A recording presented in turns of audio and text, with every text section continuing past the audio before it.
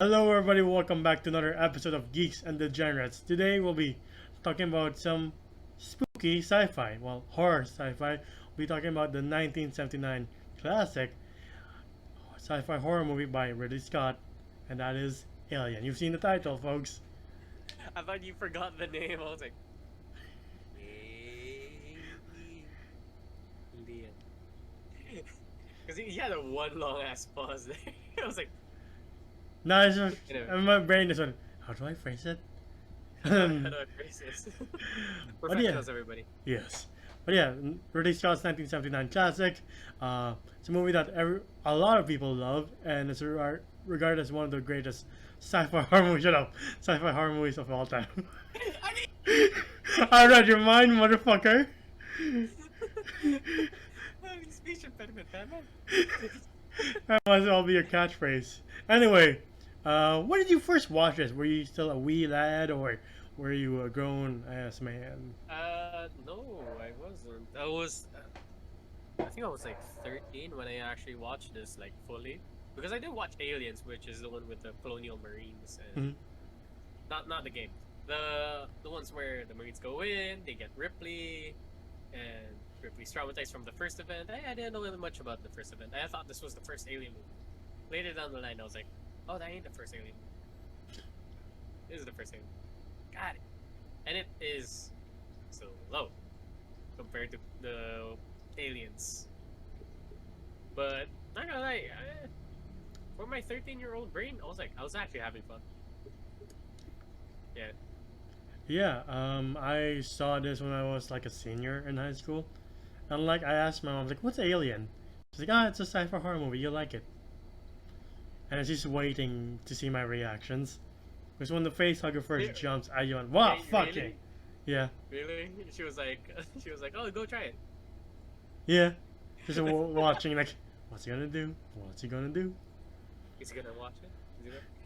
I don't know. I didn't find this. I didn't find this movie that scary.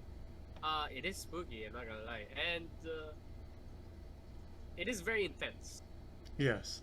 Again, it's a product of its time. It's 1979, and like for sure, things won't scare us as much as they did back then. But still, this is actually a really good movie with really good narrative and really good story. I will give them props for like this is what I would say like same with what I did with Jurassic Park I think or Star Wars. They don't make them like they used to. No, they don't. They do not make them like they used to. Holy shit! Because dude, like okay, first shot is seeing the Nostromo passing by. You see the amount of detail. That is not CGI, people. That is a model. Somebody built that thing piece by piece, putting every panel, and they made it as the ship. And I love that when it comes to design. I love it when they use practical effects. That's what they did in uh, Force Awakens, didn't they? But yeah, Force Awakens and a lot of the original And trilogy. Mandalorian as well. Yeah, Mandalorian, the original trilogy, Yeah, there's a lot of practical effects. yeah. There's a lot of practical effects, and I love it when people do that. And because majority of the time, ships look a little too smooth, a little too soft. Here you see every bump and crack and shadow is passing by every crevice of the ship. I really like seeing that, in my opinion. So I was really enjoying this as an artistic standpoint as well. Like even the set design is fucking amazing. Just imagine making that entire room where Prometheus was, Shot in. yeah. That's one of the things I love about this movie is the designs by H.R. Geiger. Like there's something very, I don't know, disturbing, and you just can't take your eyes away from the art, especially like with like the alien design and the design of like the facehugger. There's just something like very violating the way how they kill people too. It's like they do what they get on your face and impregnate you. Excuse me. No, you gotta love how H.R. Geiger loves to mix flesh with exoskeleton. Yeah. Like you can tell that this is bug-like. But what if we put human skin over a bug? It's just even more uncomfortable, which works. Not gonna lie, it does fucking work. Yeah. like I don't know, just seeing seeing the face hugger up close, I'm like, that's that looks real. Like I know it's real. I know it's there. I know it's not CGI, but I mean, like, it looks like an actual Creature. animal, like a creature that would actually exist. I'm like, oh god, and I don't know. And I love that thing. That side of Alien, the first movie. That's what made me get sucked into the movie a lot. Is that everything was made real. Like, it's not there because of green screen. It's there because it's there. For sure, the People space is took not there, time but to yeah. actually design and build these sets. Well, it was only what that's what they had at the time, Yeah. so they couldn't do anything else. Exactly. Um, have you ever seen other HR Giger's artwork, like from like the other Alien artworks? H.R. Geiger, maybe I have. Maybe I just don't remember. Hold up. Oh, Yeah, see what I mean? I'm not sure if it's safe to put it up here, but like, if you don't know who he is, just Google him. He's a great yeah. artist. This is actually legit amazing. Yeah, Especially the designs for the ship, and you could tell that this was a DNA. Anyway, yeah. this is The other thing I like is that you don't really know who the main protagonist is. Like throughout this entire movie, like, is it Dallas? Is it Kane? But feeling like it's definitely not Kane. Never mind. yeah. Um, That's what spoiled me from it. Is that a lot of references from other pop culture shows and movies. They already kind of put references that Ripley's the main character, Ripley's the hot one, Ripley's the badass main protagonist. So it kind of ruined it for me because it did feel like, oh, is Dallas the main character? Is the bot the main character? Is what's the name of the British guy? Forgot. John Hurt, Kane. Kane. Yeah, Kane was he the protagonist? Yeah, you couldn't tell, and I see what you mean by that. Yeah, And I like that. I like that. It gave everybody a little bit of character depth yeah. throughout the ship. And But I do hate Lambert though. Fuck that bitch.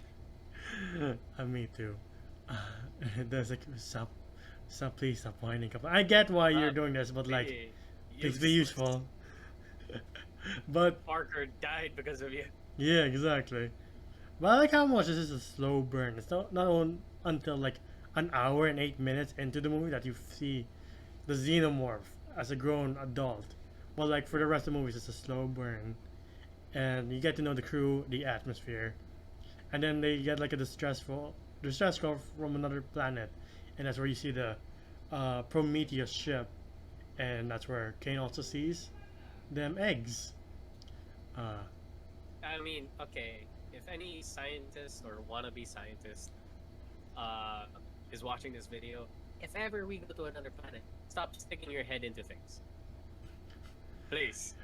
Fascinating. Fascinating. Because, like, it's only gonna be your demise, and your years of study would be worthless. Yeah, That's all.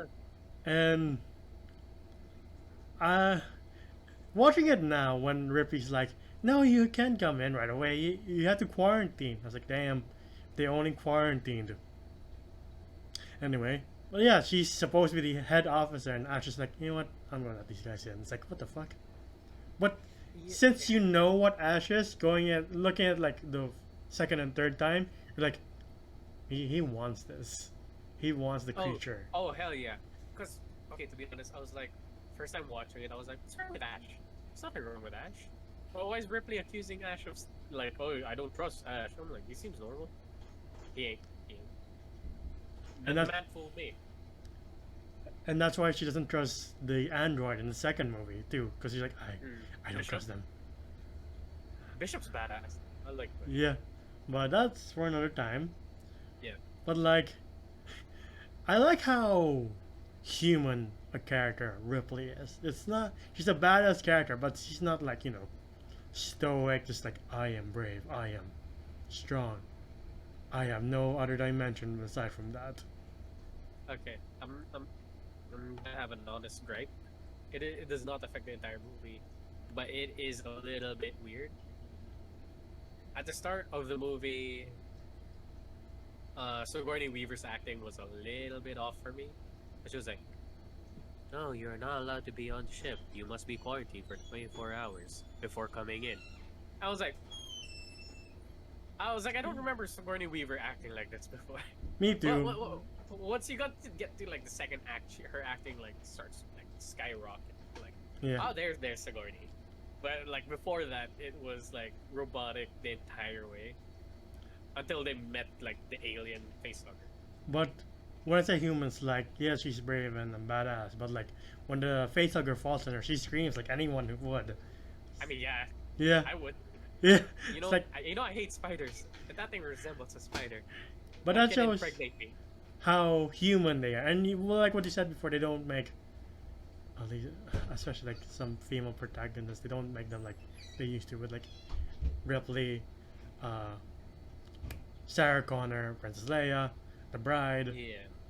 Charlize Theron's character in Atomic Blonde. But like, this is how you do a great female protagonist. Yeah, This is my opinion. You make them do the badass things. Don't say that they can't do these badass things. You make them overcome their fears. It's like Yeah. she's kind of like the hero, the same level of hero that John McClane is. Like he has to overcome this big hill of like, fuck, I'm out of my depth. Yeah. Vulnerability is badass. Knowing the fact that like, oh, he has to overcome it makes him even more badass. Yeah, And that's the why. choices they make will also, affect the character. Yeah, you were saying? Sorry, I was about to say that's why we love Ripley so much because she Yeah. is such a great character. Yo, come on, like she doesn't say she's capable of doing this and capable of doing that. She doesn't say these. She does it. She commands the ship. She is second in command from Dallas, and you could actually see it that she actually has authority. And the fact that she's actually, she thinks throughout the movie, not like some people in this movie. But yeah, you can see her solving problems each step, trying to get out of the Nostromo. And I don't know, I like that about Ripley, and this is the fact that really badass is because she does more things than saying, or other characters saying that she is badass. I Yeah. don't know. That's why I like that's what, for me, in my opinion, makes a really good character in general, guy or girl. It's fine. Let's talk about the next dinner scene with the crew. With, Yeah, because I like how with Kane. yeah, in the beginning they have a breakfast scene, and then you're like, oh, we're getting to know the crew. This time we're like, it kind of feels the same, but Kane has been through some stuff. Surely nothing bad will happen. So, what was your first reaction to this scene? What I was laughing because you see the actor right. I was like, oh shit. Because I don't know how to do it. For sure, they put the blood back in there and then they detonated it within his shirt to simulate something pushing out of his chest. But they did say that, oh, the whole alien chest burster scene was not scripted. People around the room didn't know Yeah, it will happen. Question: how do you set up a alien chest burster I think they had like a fake without letting torso. anybody know? I guess, but All they saw in the script is like the alien appears out of his chest, but they didn't know how. It's like a fist coming through. Like, how does he? All right, I guess we'll find out. Goku style. I got. But like, all of their reactions are genuine, especially Veronica Cartwright, who's Lambert. She like freaked out so much she like fell to the floor. Like, oh damn. And yeah, I don't know. I like that scene. I really do. And you It's just a see, shame because I like John Hurt yeah, a lot, and it's kind of a shame that he's the first one to die in this film. yeah, the late great John Hurt. Yeah. He is a fantastic actor wherever he pops up, be it Yeah, here, Snowpiercer, Hellboy, Harry Potter, Harry Potter. V He for was there Vendetta. like Yeah. yeah, he was there. He was in Harry Potter for like 2 seasons. Yeah, yeah, it was like he gave Harry his, oh, I don't know what to call it, Ollivander one. Yeah. I'm not good with my Swan. Harry Potter terms. I'm sorry. Anyway, No, Ollivander's correct. Alright. Ollivander's correct. But like you see like the baby alien, the puppet just run away. And like, that was funny for me. I didn't find that scary. I was like, and then you hear Ash be like before like, "Don't touch it," and before the first time like, "Are you crazy? Just kill it." But now you're like, no, but "Oh, no, but I kind of agree with Ash here because like you can tell that they kind of masked his personality very well because like, hey, the first time we cut into a species that came from this planet, it spat out acid blood and nearly broke our ship. What if we try to catch that thing and it spills acid blood everywhere? We don't know what this thing is. and it's And kind of, yeah, sorry, go on." go. No, no, no, no. I was saying it's kind of a horror trope because Kane before was like, "When I get back, I can't wait to do this." Like, oh, They're just raising up the death flags. Like, we're going home after our expedition in this strange planet that we actually got a parasite in. And like, you could tell that they're like, back at home, when I get back there, I'm a have some pancakes and live happily ever after. I'm like, he ain't making it. yeah. And then you see Ripley just smoking a cigarette. Like, I was like, she's gonna make it. She doesn't have hopes and dreams. She's gonna make it. But the metamorphosis of a xenomorph is incredible because it goes from baby to a 6 foot monster in a matter of seconds. I'm like, Yeah, they never really explained that. Look, it sheds once and then it just continuously grows. Yeah, it's like, I am done with this. Boom. Holy fuck, okay. I guess that's why it's kind of the perfect weapon. This is why people are not kind of, they're really scared of the xenomorphs. Like, if there was a horde, Yeah. that's hard to kill. They needed a special kind of gun to kill the aliens. They can't use a regular shotgun or. And even assault rifle. if the blood gets on you, you're fucked. You're fucked. Or say you have a swarm in your ship and you take out a lot of them, they're gonna ruin your ship. Yeah. Like, we kill them all and they're melting through the floor. Fuck. Yeah, Ridley Scott made the perfect monster in my opinion. Yeah. And it's my favorite alien design ever. Like, Predator comes close. I was gonna take Predator, but then I'm like, now I'm looking at it, I'm like, because Alien alone, as an alien without body armor or headgear, I'm like, I prefer this look more than Predator. But if Predator had his mask, his Weapons. railgun, Yeah. I'm like, oh, I like Predator a little bit more. Alright. Yeah, in terms of design, yes, Alien for me tops it. There's another horror movie trope where, like, after they think they caught the alien and that's just a cat, they tell Harry Dean Stanton, like, you can go by yourself, right? He's like, oh, okay. Yeah, I guess. Yeah, I love how they're like, oh, there's this thing that came out of our friend and killed him. Can you find our cat? And to be fair, they're like, maybe it's still a baby. Well, how much more harm can it do? I guess, but it still has the capability of bursting out of somebody's chest. What if they do it again where... They just drill through your eyeball, like, fuck. Exactly. So for me, I'm like, fuck the cat. I'll stay with you guys. And it's here, like, in an hour and 8 minutes that we get to see the fully grown xenomorph. Like, can you imagine being back in 1979 and seeing this for the first time? Be like, holy shit. I don't know how the guy in the costume was able to be in a vent. Remember that scene where Dallas is in the vent, he has a flamethrower, and he's pretty much looking for the thing, and Lambert's doing a horrible job of guiding him. And then you just see, the xenomorph going, Urgh! And like, how does he fit in there? For sure, it's very uncomfortable. Was it shot in a different area, or was it I forget same the place? actor's name, but like he did a great job being in a bodysuit for most of the movie. Sorry if we botched the name. Bolaji Badejo.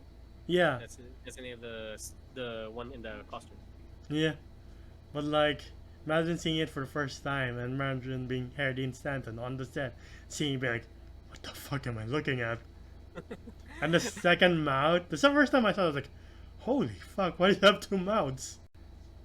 Well, why is it practical? But like, it kills Harry Dean Stanton, like drags him up to the ceiling. And the cat's me like, Holy fuck. Yeah. And then the next one to bite the dust is, I mentioned Dallas. Yeah. I do like Yaphet Koto's character, Parker's reaction when he see his reaction like, it's big. Oh, holy Fuck, shit. it's big. Like he just suspected like the tiny thing, and then seeing like the blood, he's like, yeah, that ain't from the small thing anymore. But yeah, as you mentioned, Dallas is not to bite the dust because Lambert can't direct for shit apparently. Swear to God. I mean, respect to the actress, she did great in the Wiccan. What was the name of that movie with Cher? Don't watch much of Cher movies, man. The Witches of Eastwick. There. Yeah, that's that one. Yeah. She was good there. I liked her there. But like, I don't know. She was kind of useless here. She was kind of more of like very action character. Like, oh my god, an alien. That's pretty much. And yeah, I don't know. I'll stop griping about her, but I'll save that for later when Parker bites the dust. I like how they take the road of the less we show it, the more effective it is. Kind of like Jaws. Effective. It was effective. Like, dude, not seeing it the entire time made me nervous. He had more jump scares from the cat than from the Xeno. It's a cat. It's more of a dog person. Yeah, for me that cat was annoying. I hated that cat, and I usually like cats. And then we reveal Mother's plans. It's like, you know what? Take the creature. The crew is expendable. And Ripley's even been like, oh, okay, cool beans. Skynet my ass. And then she sees Ash beside her, like, howdy. Look, I didn't really expect Ash. Like, first I'm watching, I didn't really expect him to be an android. So he started sweating milk. I'm like, why is he sweating milk? I was like, oh, to be honest, first reaction was like, oh shit, the alien's on top of him. Because I thought it was like the drool. But it's not. He's just robot. Yeah. Apparently robots can sweat too. It's like, that's interesting. I mean, if they get that close to looking human, I guess. Though I kind of find it funny every time I watch it, the reaction of Ash being hit. Like, it's one crazy robot you got there. Yeah, seeing Bilbo Baggins just spazzing out. Like, precious. But yeah, and then who else is left? Because they kill Ash. Dallas is gone. Brett's gone. Kane's gone. Parker and Lambert and Ripley. So it's just them three. Because when I kind of felt dread because I was like, oh, these people are making. Because you're left with a person like Parker. I'm like, one of them's gonna die. Yeah. It's like, oh, you're stuck with Lambert? Sucks for you. And I kind of knew who it was since I watched the second movie first. So I'm like, shit. This dude, I hated this part so fucking much. Lambert's like, just screaming in the corner and Parker's trying to fight this thing off while his head is getting crushed. I don't understand the logic between Parker and Lambert. They're like taking out these like canisters. I don't know what those were. Hello, whoever came into the room. And they're just knocking it down. Like, really, do you want the alien to come near you, or was that their plan? What's happening here? But yeah, poor Parker gets his head crushed. I don't really understand what happens to Lambert. It's like he gets his head crushed? Yeah, he gets his. He has his head and starts squeezing. Goes full Game of Thrones. I thought he got like stabbed by his sharp. Oh no, that's Lambert because she got stabbed by his tail. Good. No, because come on, what you expect? Parker's like, move. Okay. I'm like, oh. Just burn both of them. I don't care. And then Ripley's like, I should check on them. And then sees their body. She's like, nope, I'm out of here. Also, again, we get another jump scare from the cat because Ripley's like, oh crap, I can't forget about the cat. Yeah, you can. Leave the cat. But it's Jonesy, the cat. Come on. Little Jonesy killed 2 members already, so it's okay. 1. talking about Bert, but that's pretty much it. Didn't mean to. He was scared. Little shit, if he just stood still and let itself be caught, it would fine. But yeah, Ripley sets it to self-destruct. He's like, I'm just kidding. I don't want to self-destruct. Joke lang! And then Mother's like, nah, I'll give you another 5 minutes though. Like, you bitch! It's like that's the last time she says that. Yeah. She escapes in the escape pod with the cat, and the whole Nostromo blows up, and you're like, alright, we can breathe, finally. And then she prepares to go into cryo sleep, and then the hand falls. Like, oh no. Wait, what was the instinct of the xenomorph there? Is like, how are you? That's it? Or I think it's Ridley Scott's attempt to get one last jump scare out of us. I guess, but what was the point of this? I didn't like it. I would love it if, like, say, a tail moved. That would have been more natural, but the Aeon going. It's like, bitch, I'm sleeping. Go away. I guess I was like, oh, why? But Okay. going back early a bit, like the thing I like about how they introduced the xenomorph is like, there's no big musical cue. It's just there. Dude, like, you don't even see 100% of the xenomorph at all in this film. Yeah. Until it gets injected. But, Yeah. like, that's all you see is the head, and you see the double mouth, and then maybe a hand or a tail, and that's it. One of the most tense scenes for me is like when Ripley's changing back to her suit, and the xenomorph's like really close. You're like, I really hope you don't die, because I didn't see, unlike you, I didn't see Aliens before this. I saw this and then Aliens, so I'm going, please don't die. I really like you, but I do like. It wasn't close to her while she was changing. She was in a I closet. kind of not make noise. Yeah. But I do like the plan of like, I'll let it get close enough to me, and I'll open the airlock, and hopefully it gets sucked out. Yeah, but she was so noisy. I was like, I don't know how the alien did. Like, I don't know why the xenomorph didn't just go, oh, yeah, you gone. I don't know why it didn't just like react to the noises she was making while she was putting on the suit. But like she like harpoons it and then burns it in the afterburners. Just to be sure, it's like shit. It's not cleaning on. Okay, another gripe. I get it. It's 1979, but that shit made me laugh when she ejected the xenomorph and did the harpoon gun thing, and then it was bouncing off the ship. I was like. For me, that was funny because it was clearly a dude in a suit. It's like, help, please. It didn't look like a monster anymore. It just looked like a suit. And I was like, yeah, kind of ruined it for me, but not really. Then you see it get burned. I was like, okay, that's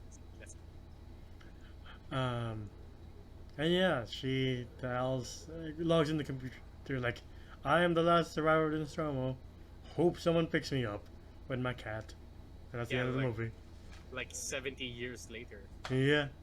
70 years or 100 years? I forgot. I thought it was 50. It's 50 or 70 for me. I haven't seen Aliens in a long time. I probably should. Because it's a damn good movie, too. But yeah. I think this and Star Wars were like really pushed what people could do with sci-fi. And like other horror movies try to create the atmosphere, like something like The Shining tried to.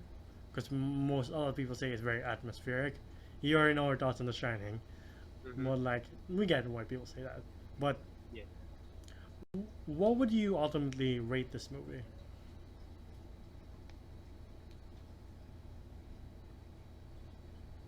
No, I'm giving it a 9. Okay. It's a 9 out of 10 for me. Because I had fun. And this is my it is my favorite genre. When it comes to horror. I do like space horror a lot, and I love the aesthetic of the entire movie. You can see like, oh, it's supposed to be 2030 something, 2039. Sure. But you see all of the that's what it said in the log date, and yeah, I mean, sure, but like looking at it now, it's like, sure, 2039. Yeah. But I mean, do you see like the computers? You see the way the ship was built. It's very analog, very the computers still make that weird noise when they operate. I don't know. I really like that kind of style. It reminds me of Blade Runner a lot. So yeah. So it's as a movie itself, really really fucking good. I suggest you should watch this for Halloween. Yes. I will give this. I'll actually give this a 10 out of 10. Like I don't have much complaints. Like sure, some of the characters annoying, but like that's the way they were written. Okay, it was one. It was just one. Okay, two, counting the cat. But yeah, it truly is a timeless classic. Like you can watch it over and over again and never get bored. Well, I mean, it depends on how much you like your movie space, because it is kind of a slow pace, but like the payoff is great. The And payoff is really good. the way it's so really paces, like you can sit through it and be like, I like the characters, and once shit hits the fan, like oh no, they're in danger. I hope no one dies. Oh, never mind. But I think this movie and Blade Runner, like you said, announced Ridley Scott to the world, and he turned out to be a really good director, and is still working today. But yeah, that has been our video for Alien. Is there anything else you want to say, Jomar? Nah. I love this movie, man. Yeah, What can I say? same I here. really suggest people should watch Aliens and I think that's it. Aliens. Don't watch the rest. Not a big fan of Prometheus. I got my own problems with Prometheus. Mm. The newest one, I haven't seen it yet. The one with Ah, the comedian guy, sure. Danny McBride. Oh yes. Yeah. But yeah, I have my problems with the modern ones too. But like maybe we'll touch on Aliens someday, and maybe we'll even do Aliens 3 someday. Who knows?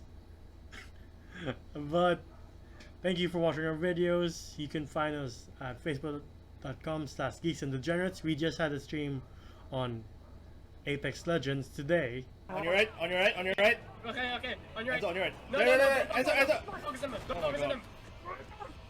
And we'll do a lot more in the future. Don't expect much from us. Yeah, I'm trash at Apex, man. We're both trash. In Yeah. We're learning. We need to get good. Actually, not gonna lie, Enzo got more kills than I did. I'm very disappointed in myself. Well, that's one kill and one down. I'm fine. No, I mean through multiple games. Alright. Thank you. Okay, I say we're tied. We got 2 kills through multiple, like maybe 10 games. And we also have a Discord community. You want to chat with us, you want to yell at us that we're wrong, those are the 2 places you can yell at us. And the YouTube comments as well. But, you know, we like cool people, so be cool. Where can they find you individually, Jomar? Hey, you can find me on Instagram at John GEOM. That's my Twitter account. I like to draw. Yes, sir. Thank you for watching videos. Stay safe, wear masks, continue to social distance, get vaccinated if you can, and hopefully we'll all be meeting up together personally one day. I pulled a Sean Connery there for some reason. But that's it for now. We'll see you all next time. Goodbye. No. Okay. Shut up, Enzo. Shut up. You ain't no Sean Connery. I tried to be, but yes, goodbye. Bye. How dare you?